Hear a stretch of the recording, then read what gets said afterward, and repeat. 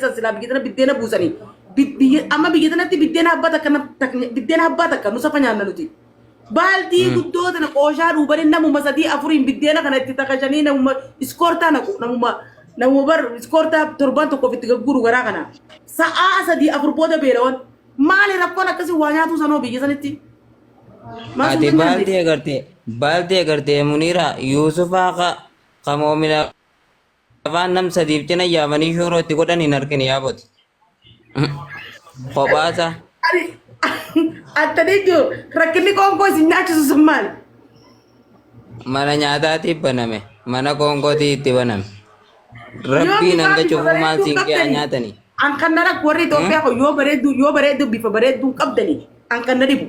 Amma biyya tana keessatti biddeena wallahi paastaa habbaa takka nam shan nam jahan nyaanna paastaa habbaa takka. Paastaa habbaa takka namni lama godhatu Itoophiyaa keessatti mana sadii fa'aa afurfaatti naqanii. Yoon paastaa taates yoo ruuza taates kiiloos mana tokko yoo nama afur shantee kiiloo lama sadii affeelan. Rakkoon tuni maali nyaanni akkasii isin nyaata sun yoo qooshaa taates baaltii guddoo tana ta dhuubanii buusanii biddeenni kun safirraa hangana ga'ee galgalan jiru. Maali rakkoon nyaataa san? Maaltu maal ta'e? Amma dhiisan lafti gurguramtee lafti akkasirra nyaatan eesserti. Namu daabboo sadi nyaateetuma paakeejii isaa jimuma hidhata. Jimuma isaa 24 nyaanna malee qoonqoo jira. Bakkaajii maqaan? Bakkaajii baastanii fi nyaata? Qalbi cuqqaal faaqa biddeena. Arrakkuma ani wallahi hin beeku. Laala amma silaa isin. Waan akkasii qoonqoo isin nyaachisu. Garaan ilma namaa kun sa'aa 24 yoo bitaaminaa nyaanne waan maraka qaboo nyaanne yaabisni akkasii nama nyaachisa. Faayidaan qabu ammuma sirra isaa ba'a waan ta'eef isin silaa akkasitti laal. Aboo barrakkoo wallahi biitii rakkoo qabdi barrakkoo wallahi rakkoo bar. Yoo re'ee isinii qalle tallaajaan qabdan foon guyyuma tokko tortoreedhuma. Barrakkoo ta'e isa wal garreen wallahi rakkoo qabdu warri Itoophiyaa kun. Dandeenyu boojii. Tallaajaan maaliif? Tallaajaan. Galaaseera. Tallaajaan kunniidha Muniira barbaree fa'aa itti naquudha. Tallaajaan miti lakkii garaa. Tallaajaa akkam godha? Firija. Hai, firijan keenya nuti adda qaqqaan ta'isine akka haada ijoollee naan deenta battu saniif fafannifna. Deeratti. Re'ee fanniftanii re'ee qaltan fafannistanii. Re'ee qalleeti foonsii akka haadaa godhanii akka hin banne deeraa keessa fannisan ka haadarratti. Bartuunis numa qayyisanii san numaan beekaa duba hangam takkaaf namaa tura san. Amma mi bara amman jenne amma tajjaa tura bara amma qalameetuma amma dhuma kaamaal tokko sitta qoonqoon banamteen jettu kuno. Re'ee takkitti qabattu numa nyaataan taati masalaa si harkatte numa dhabde malee silaa harkatte. Muniiraa teenya re'ee isatti agarra idaarafaa akka carraa yoo idaarafaa nyaanna. Yaa bargaa nyaanni kun bakka itti namaa bana buqa baan se'aa gaafa duraan utuu jabuutii tana gaafa jirru wallahi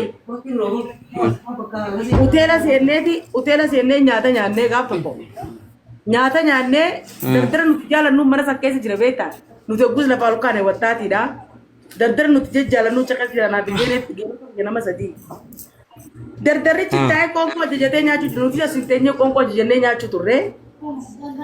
Gijee nuti ayyeen dardarri nu harkee jira beektaa nyaata nuti hin quufne nuti nyaata san nyaannee hin quufne itti achuu qaanfannee kaanee hoteela biraa bira dhayne nuti hoteela biraa. Wayi subhaanaaf. Nuti hoteela biraa dhaqee nyaata biraa ajajatee cin nu dhufan daqiiqa wadii damboota cin nu dhufan nuti ichi nyaachuu jiru. Ni jira wanti kana. Hoggaas akkam godhuu qabdan ni beektaa? Hogguma inni ol seenu suuqumaan fuula kana dibdanii maalummaa keessan jijjiirtanii ustanii nyaatan.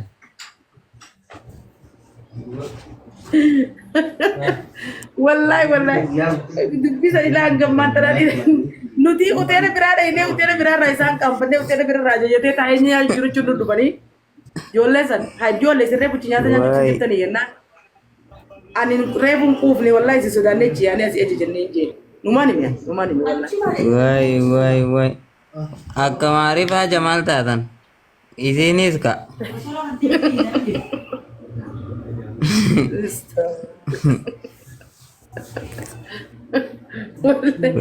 Wallahi fakkeenya amma Itoophiyaan tuni gaafa tokko Jabuuti irraa galeetiin istiidiyoo Jabuuti irraa galeetiin ooshaa baarree guddoo sidhaa nuti amma fakkeenya Jabuutitti biddeena xixiqqaa tokko jira kan kana Soomaaleen itti buusu tokko jira. Saayibi biddeena nyaanna biddeena isa Soomaaleen dabasmaris jeniin Soomaaleen dabamaris jettiin. Biddeena isa xixiqqishaa hafiifa hanqaruma takka shaayii irra buusnee shaayii wajjin akkanatti namni ogguma takka akkanatti jiidha qaba eegee qaba dhadhaa qaba. Biddeena sana habba takka nusa takka nyaannaa xixiqqisha jedhanii nuungan takka san nyaannaa shaayii gubbaayee takka duunaa namni fatara ajaa'iba nyaate. Asanii beekaa ka'ee biyyatti gizeen galu namni qooshaa dhuubee baaldii walqixa namaa tana guddoo tanaan ta'a qooshaa.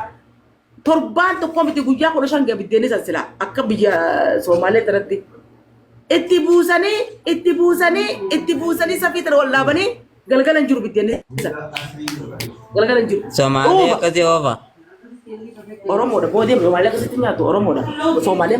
Somaaleen maraka dhuyti waan bitaamina qabu nyaatti waan lafee qabu nyaatti tuttuutti daftee hin beeloti. Oromoodha namni akkasii jedhaan ibsuutu nyaata ko wallahi billahi Oromoo. Muniiraa teenya duuba maraka dhugu jechuun bar akka nama dibicha huurii keessaa bishaan dhugan isaanii. Maraka xiqqoo dhugani.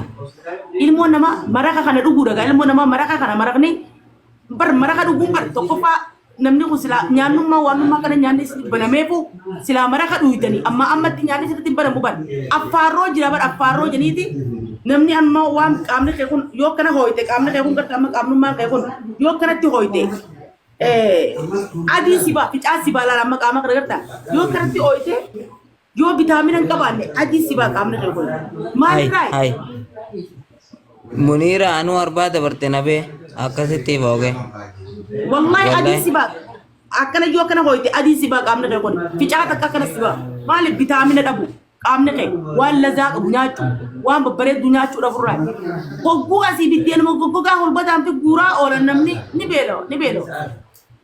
beelo nyaanni san dubbutee fi Goomaan firratti harkee mujjirta Muniira akkamiin godhuu qaba amma? Ka'eedu.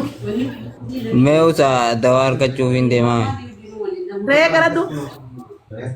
Mara kadu. Re'ee tamtuu jira re'een taniin gurguree kan lafaan bitee Muniira nan jamin gaa. Santaasee tokko ala nangeen. Akka wanti argatu kuma shanan takka simee